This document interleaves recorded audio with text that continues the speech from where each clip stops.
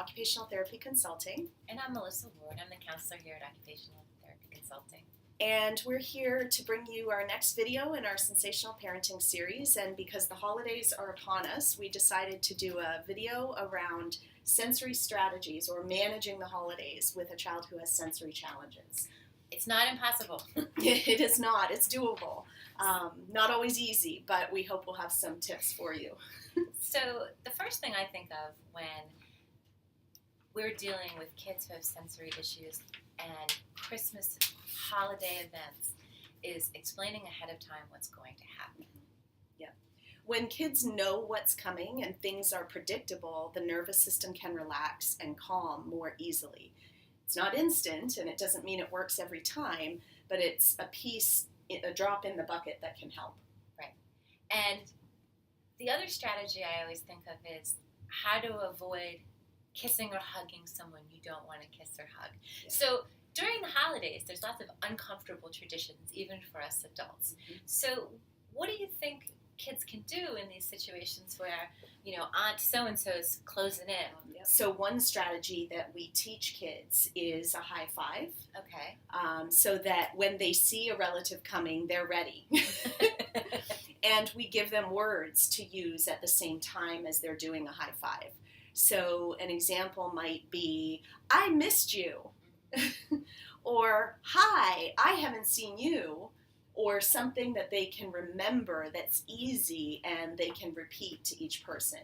It's not necessarily spontaneous. It may come off as somewhat rehearsed because it is. Mm-hmm.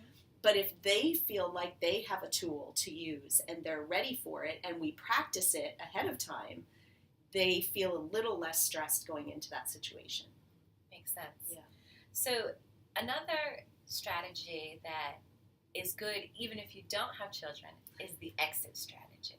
Having an exit strategy is important, I think, often for parents more than kids. Oh, okay.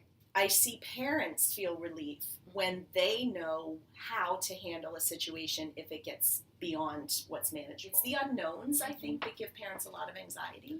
So pre-gaming before you go to an event, making sure that you have a way, if things go south, that you can leave. Yeah.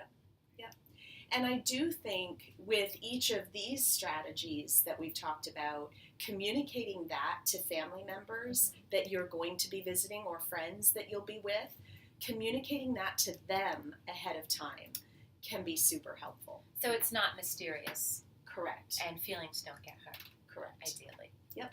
Absolutely. It's important to do these things ahead of time and have these potentially hard conversations so that everybody is prepared to support the child. It's difficult for certain family members sometimes or friends to understand exactly where a child's at. Yeah. So providing not all the information, but enough information so that everyone's in the know just makes sense. Yes. Yep. Absolutely. Being in the know and using these strategies throughout the season also brings up what are we going to be doing through the season? And there's a lot of new things that come up. Even if they're traditions, they're new to our child because they haven't done them for a year. Mm-hmm. And kids need tradition. Kids need to be excited about things that are happening, but they also need that predictability. And so I think following routines is going to be really important. Right. And as we've talked about in the past, routines are not schedules. Correct. Schedules rely on time. Routines are more of a step-by-step process. Yeah. So the routines will keep your kids grounded even if you are going here, there, and going to bed late. Yes. Yeah. I think the other thing to think about is finding ways to build breaks into the routine. Right. Say, for example, you are at a huge family event. There's 50 people there, and your kid is just ramping up. Breaks can be taken in a bathroom.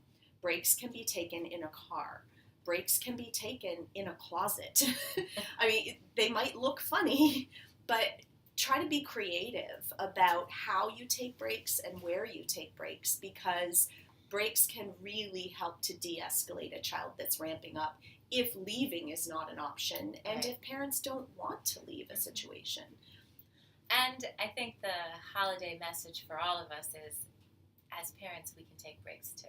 Absolutely. Finding a way to get some space sometimes helps give us the clarity to then kind of deal with our children. Definitely. So we hope these tips are helpful in managing the holiday season with your kids, and let us know. Happy holidays. Happy holidays. Bye.